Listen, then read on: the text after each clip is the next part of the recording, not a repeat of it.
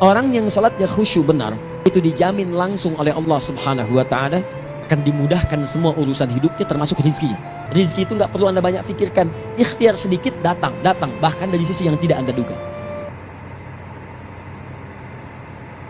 Alladzina hum fi salatihim khashi'un. Syarat pertama, kalau ingin mendapatkan surga Firdaus tadi, kebahagiaannya diturunkan ke bumi, dibawa sampai mati, masuk ke alam kubur lebih bahagia lagi, maka amalan pertama untuk melatih menguatkan iman itu, coba berlatih untuk menunaikan sholat dengan khusyuk. Kalau Anda kerjakan benar sholat ini, maka apa yang Anda dapatkan? Teman-teman ingat betul, saya mau tanya sebentar. Keabadian yang abadi disebut dengan sa'id. Kalau kita ingin turunkan ke dunia percikannya, kita dapatkan usahanya disebut dengan apa? Masih ingat? Aflah itu kalau didapatkan, kata dasarnya apa tadi? Falahun. Lihat baik-baik. Kata Allah dalam Al-Quran tadi, kalau ingin mendapatkan falahun, amalan pertama sholat. Makanya ketika dipanggil sholat, kalimat falah dilekatkan pada panggilan sholat. 5 kali diingatkan. Begitu muadzin kemudian azan memanggil Anda, hayya 'alas shalah. Anda bertanya, ya Allah kenapa kami mesti sholat? Dijawab, hayya 'alal falah. Yuk, pagi yuk. Yang sejati datang sini. Belum dapat sujud, belum dapat ruku, saya berikan. Makanya ketika orang sholatnya benar, dia akan mendapatkan 5 keutamaan. Saat di dunia nih, belum ke akhirat, 5 keutamaan yang tidak diberikan pada orang yang tidak sholat, atau orang sholat tapi sholatnya nggak khusyuk. Sebab syarat mendapatkannya khusyuk. Alladzina hum fi sholatihim khasyi'un. Bukan alladzina hum fi sholatihim saja, tapi ada kalimat khasyi'un. Artinya yang tidak khusyuk saja nggak akan dapat, apalagi yang nggak sholat. Apa yang 5 ini? Lihat baik-baik. 1. Orang yang sholatnya benar, pertama kali sebelum mendapatkan kebahagiaan hakiki dari Allah Subhanahu wa Ta'ala, akan dirubah dulu perilaku hidupnya menjadi perilaku yang lebih baik. Kalau orang itu sholatnya benar, maka sholat itu akan melatih dia untuk berubah, bertransformasi jadi orang baik. Itu ada di Quran surah ke-29 ayat ke-45. Innas sholata tanha 'anil fahsya'i wal munkar. Sumber keburukan cuma 2, kalau bukan fahsya itu munkar. Maaf, pornografi, porno aksi, LGBT, kata-kata jorok, kotor itu fahsya. Di orang sholat kata Allah mustahil berkata-kata kotor. Orang sholat tidak akan pernah mencela. Orang sholat tidak punya kata-kata jorok. Jadi kalau ada sekarang orang yang sholat senang mencela orang lain, itu berarti ada masalah dalam sholatnya, dan dia belum dijamin sebagai ahli surga terbaik, dan hidupnya nggak bahagia. Nggak bahagia, aneh nih. Sholat tapi senang celah orang, aneh. Yang paling bahaya adalah menikmati celahannya, itu yang paling aneh. Anda ngaji, Anda ikut taklimnya sesuai Quran, taklimnya petunjuk sunnah, Anda sholat, Anda puasa, tapi Anda masih senang mencela orang lain dan menikmati celahan itu. Kalau nggak mencela, kayaknya nggak komplit kehidupan. Maka ada yang salah dengan ibadah Anda. Karena mustahil taat bertemu dengan maksiat, itu mustahil. Mungkar, keburukan yang diingkari oleh hati, sumbernya nafsu perut dengan akal. Bohong, mencuri, menipu, membunuh, merampok, membegal, mabuk dan sebagainya, itu namanya mungkar. Orang sholat gak mungkin mengerjakan mungkar. Jadi kalau sholat kita benar, cukuplah Anda sholat, maka Anda akan jadi orang baik. Makanya kata Nabi, Anda punya anak dari kecil ajarin sholat. Sholat kalau naik jadi balik, kerjakan terus. Kasih pelajaran membuat dia mengerti. Kalau masih susah, berikan pelajaran. Ini sering diterjemahkan dengan memukul. Mukul di Arab beda dengan konteks mukul sekarang. Mukul di Arab tuh ngasih pelajaran supaya ngerti. Anda bisa terjemahkan dengan konteks lain. Uang jajannya tahan, yang kesukaannya simpan dulu. Bisa dengan konteks kekinian, tapi poinnya, kenapa anak Anda dari kecil ajarin sholat, sampai kenalkan dengan masjid, ajari 3 tahun bawa ke masjid, kenalkan dengan masjid, gak ada masalah lari-lari itu sebelum waktu sholat. Kenalkan dulu. Dulu orang-orang tuh begitu, sebelum waktunya dikenalkan, jalan, begitu lari, biarin dulu. Setelah itu diberi pengertian, nah ini bukan tempat berlari, yang berlari di sana nanti, yang di sini nanti akan ada orang-orang baik semuanya. Terus Anda lihat baris rapi. Kalau pengen baik, ikutan baris nanti. Terus nanti ada yang mimpin di depan, namanya imam. Imam itu siapa ya? Tetangga kita bukan yang Pak Imam, bukan. Kalau tetangga kita namanya Imam S. Arifin. Kalau yang ini imam sholat namanya. Imam sholat itu nanti akan pimpin menyembah Allah. Allah siapa ya? Allah itulah yang memberikan ayah rizki. Allah itu yang memberikan ayah rizki sehingga bisa beli tobot buat kakak, beli robokar poli, ini yang poli, ini yang embers, ini yang heli, ini dulu kakak semuanya tuh yang kasih Allah. Nanti kalau kakak bagus bisa ikut rapi di sini, Allah akan senang, akan ditambah lagi oleh Allah. Oh begitu ya, datang, begitu caranya. Nih 2, orang kalau sholatnya benar, Allah akan berikan ketenangan dalam jiwanya. Tenang hati. Jangankan musibah kecil, musibah paling besar pun tenang aja dia. Tenang, dia paham rumusnya. Allahu Akbar. Turun Quran. Surah ke-13 ayat ke-28. Ala bidzikrillahi tatmainnul. Yakinkan pada dirimu zikir kepada Allah membuat hati tenang. Di antara turunan zikir amalannya adalah salat. Dari mana taunya Quran surah ke-20 ayat ke-14? Innani anallahu la ilaha illa ana fa'budni wa aqimis salata lidzikri. Saya Allah, kata Allah ke Nabi Musa. Tidak ada Tuhan selain saya, sembah saya. Bagaimana menyembahmu ya Allah? Tunaikan salat sebagai zikir kepada saya, zikir. Nah, maka kalau Anda sedang tidak tenang, ayo ke masjid. Banyak zikir itu, baca Quran zikir. Quran surah 15 ayat 9. Inna nahnu nazzalna dzikra. Kami turunkan Al-Quran sebagai zikir. Jadi kalau Anda sedang baca Al-Quran, Anda sedang berzikir. Berdoa, zikir. Quran surah ke-7 ayat 205. Wadhkur rabbaka fi nafsika tadarruan wa khifatan wa dunal jahri minal qaul. Ayo berzikir, minta kepada Allah dengan segenap jiwamu, mohon dengan penuh ketawaduan. Nanti ketenangan diberikan. Menyebut nama Allah, Al-Asmaul Husna itu zikir. Sedang ada persoalan, ya Allah, ya Allah, ya Allah, ya Rahman, ya Rahim, ya Malik, ya Qudus, ya Allah, ya Allah, ya Allah, ya Allah. Zikir.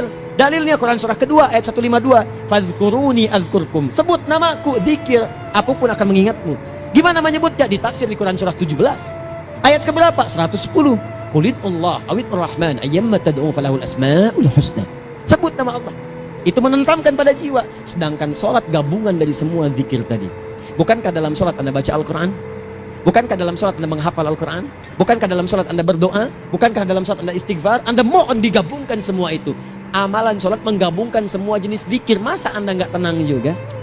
Makanya sholat, jangankan sholat ya, tempat sholat itu yang menenangkan. Tempat sholat, tempat paling tenang di muka bumi. Silahkan cek, kalau cari ketenangan datang ke masjid. Masuk, wudhu masuk, sholat 2 rakaat, tenang. Dekat kipas angin, saking tenangnya, plek, ngantuk tidur. Beneran. Itu gambarannya, tiga. Orang yang sholatnya khusyuk benar, itu dijamin langsung oleh Allah Subhanahu wa Ta'ala akan dimudahkan semua urusan hidupnya, termasuk rezeki. Anda kalau benar sholatnya, itu langsung dijanjikan oleh Allah. Rezeki itu nggak perlu Anda banyak pikirkan. Ikhtiar sedikit, datang. Bahkan dari sisi yang tidak Anda duga. Apa dalilnya? Quran surah ke-65 ayat 2 dan 3. Ditafsir di Al-Baqarah ayat 2 dan 3. Wa may yattaqillaha yaj'al lahu makhraja. Ada orang yang meningkatkan takwanya kepada Allah, kami mudahkan urusan hidupnya. Setiap persoalannya diberikan jalan keluar, mudah. Solusi. Setiap ada problematika, ada solusi. Wa yarzuqhu min haitsu la yahtasib. Dan kalau dia ingin mendapatkan rezeki, bahkan kami kirimkan dari sisi yang tidak dia duga. Orang lain capek ini, datang lagi, tawaran proyek, datang lagi. Musman tuh Masya Allah, kayanya banyak. Tapi yang paling dirindukan bukan saat mendapatkan peningkatan omsetnya, yaitu saat dia mendapatkan waktu khusus dengan Allah untuk sholat. Malam hari, sampai-sampainya sempat sholat tahajud sampai khatam Al-Quran. Abdurrahman bin Auf demikian, Tamim Ad-Dari demikian. Sholat, karena tahu sholat itu meningkatkan rezeki. Karena tahu kuncinya ada di situ, Allah yang punya rizki. Disebut dengan Razzaq, pemilik rizki. Maka saya harus punya hubungan dekat dengan Allah. Kalau sudah punya hubungan dekat, mau apa aja gampang. Belum minta, udah diperhatikan. Silahkan cek, Anda punya hubungan baik dengan bos Anda di kantor.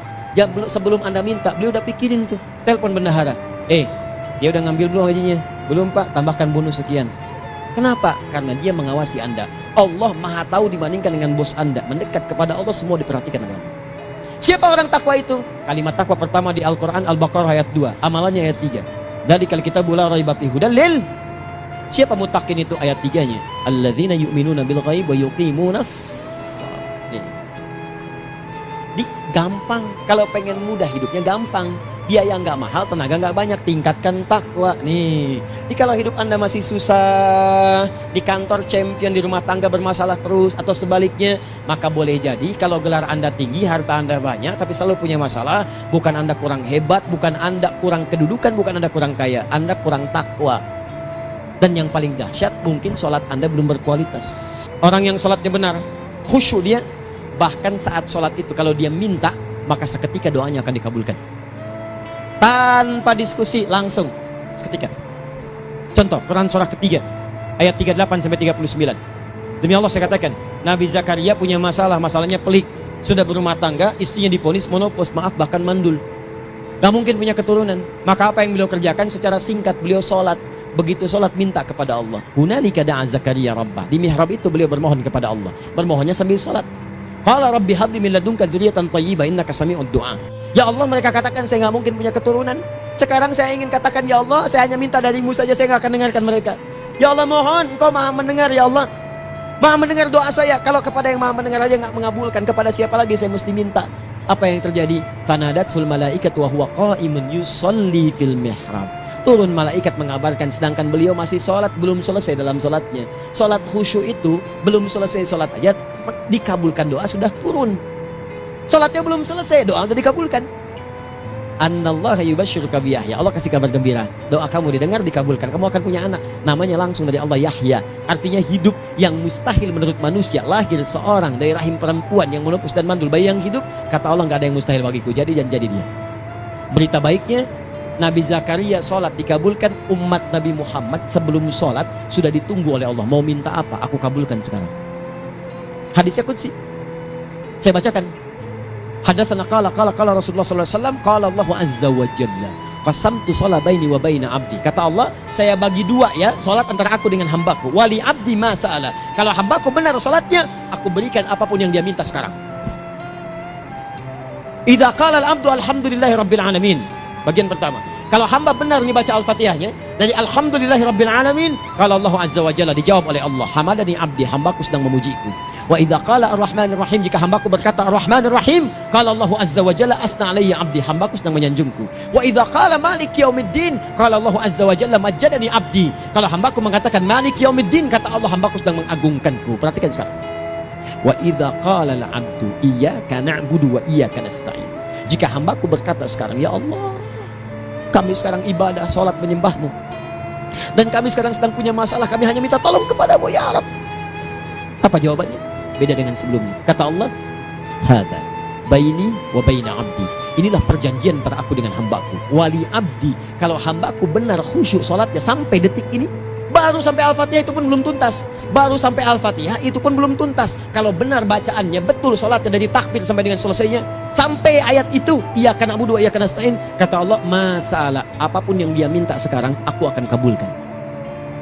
Besok saya kasih rahasia yang di KBP. Ada awal pembuka di awal sebelum Al-Fatihah yang kalau Anda benar bacanya, itu pengantar kepada pengabulan doa di Al-Fatihah.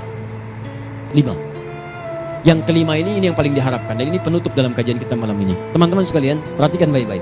Jika Anda benar mengerjakannya, maka Allah akan jamin langsung Anda akan mendapatkan kesuksesan dan kebahagiaan di semua aktivitas Anda. Kalau jadi suami yang sukses, rumah tangga yang bahagia. Kalau jadi pegawai yang sukses, dan di kantor bahagia. Masih ingat? Kesuksesan yang menghadirkan kebahagiaan, konteksnya dunia disebut dengan falah, dipegang disebut dengan aflah. Dikembalikan lagi ke atas, ke surah ke-23 ayat 1 dan 2. Qad aflahal mu'minun. Apa amalannya? Alladzina hum fi salatihim khashi'un. Persoalannya, kalau Anda salat belum mendapatkan satu di antara 5 ini, apa masalahnya? Pertama masalahnya, kata Al-Quran, boleh jadi yang salat itu belum khusyuk. Apa itu khusyuk? 2 maknanya, dan saya tutup di sini.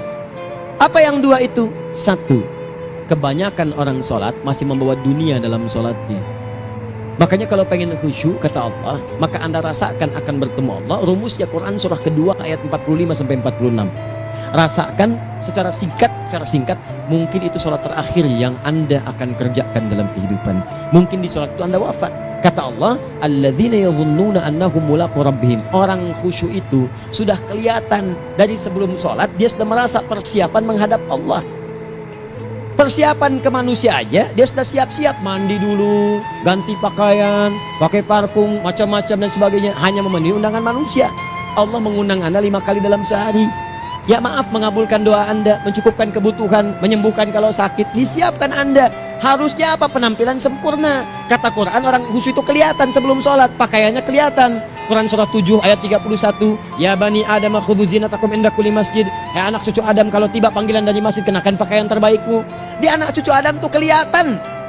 Kalau orang khusyuk, begitu adzan kelihatan pakaiannya lain. Pakaiannya indah. Khudhu zinatakum, kenakan pakaian terbaikmu. Dipakai, bertemu Allah. Bertemu manusia aja pakaian bagus-bagus. Bedakan. Pakaian futsal, pakaian sholat ganti dengan yang sholat. Ini gimana pakaian sholat pakai pakaian futsal? Depannya gambar Messi, belakang Ronaldo. Repot. Malaikatnya juga bilang, kamu salah baju, harusnya Luka Modric. cara berpikirnya bagaimana kalau besok meninggal, nggak kesampaian teman-teman sekalian, nggak kesampaian.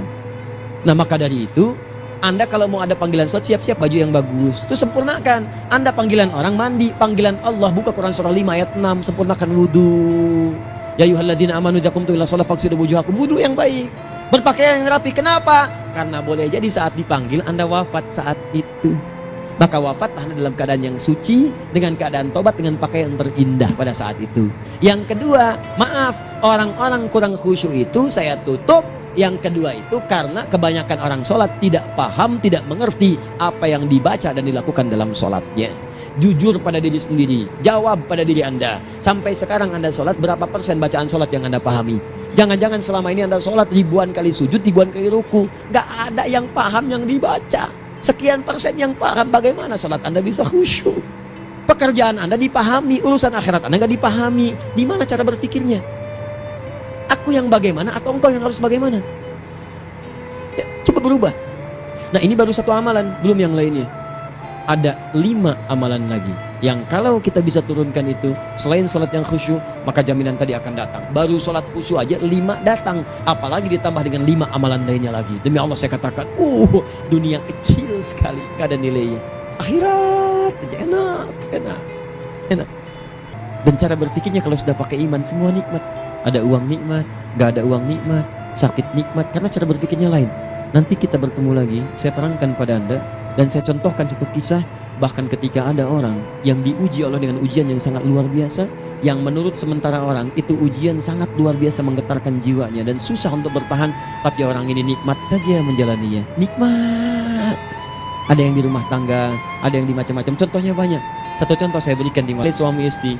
Wah luar biasa. Istrinya itu cerewetnya Pak, bukan cuma cerewet, ngeselin bagi suaminya. Maaf Bu ya, bukan ibu maksudnya. Jadi semua yang dikerjakan suami salah. Pengen mangga, ayah kalau kita sekarang dibeli mangga. Kenapa mangga yang ini? Saya pengennya mangga yang lain. Belikan mangga. Kenapa beli mangga aja? Jeruknya mana? Jeruk. Semua. Pokoknya semua yang kerjakan suami salah. Tapi suami tidak pernah mengeluh. Ini kerjakan, itu kerjakan. Satu kali, perhatikan cara memandangnya. Ketika iman sudah masuk ke dalam jiwa. Kata temannya, akhi, istri kamu ini begini nyusahin kamu. Kenapa kamu gak cari yang lain? Kan gampang ada syariat. Udah pisahin aja cari yang lain. Kamu tenang ibadah. Apa jawabannya? Allah sudah turunkan surga ke saya lewat dia. Kenapa kamu meminta saya untuk menjauhinya dan meninggalkan surga saya? Di cara melihat dia, bukankah ketika ada berbagai keluhan saya sabar? Bukankah sabar mendekatkan saya ke surga? Allah kirimkan tipikal istri seperti ini supaya mendekatkan saya ke surga. Dengan itu kan saya banyak pahala. Saya sabar, pahala banyak. Sudah Allah berikan pahala kepada saya. Kamu malah nyuruh saya untuk berpisah dengan pahala itu. Perhatikan cara berpikirnya, indah. Kalau rumah tangga seperti ini semuanya enak. Suaminya biasa-biasa, istrinya cantik, luar biasa. Begitu berdandan kelihatan kata suaminya, Masya Allah, wajahnya tak berpaling, mata tak berkedip. Kata istrinya, ya zauji madhabik, sayang kamu kenapa? Wallahi syakiran lillah bihadari. Demi Allah, aku bersyukur mendapatkan istri secantik kamu. Kata istrinya, nahnu fil jannah zauji, kita berdua di surga. Kata suaminya, kok bisa begitu jawabanmu? Iya, kamu bersyukur dengan keadaanku, aku bersabar dengan keadaanmu. Catat. Bukankah orang syukur dan sabar di surga? Tuh lihat, canda-canda orang-orang soleh itu begitu. Nikmat ketawa walaupun nyelekit di hati. Cuman bawaannya enak gitu. Nah, nanti itu ada tuh, nanti saya turunin tuh. Yang di rumah tangga, yang ini, yang itu nanti. Kapan? Pertemuan berikutnya. Sekali lagi, perbaiki hidup. Jangan banyak mainnya. Dan sudah, jangan banyak membuang dengan yang sia-sia, apapun yang dihadapi. Jadi, kita akhiri. Subhanakallahumma bihamdika asyhadu an la ilaha illa anta astaghfiruka wa atubu ilaik. Wa akhiru da'wan alhamdulillahirabbil alamin. Assalamualaikum warahmatullahi wabarakatuh.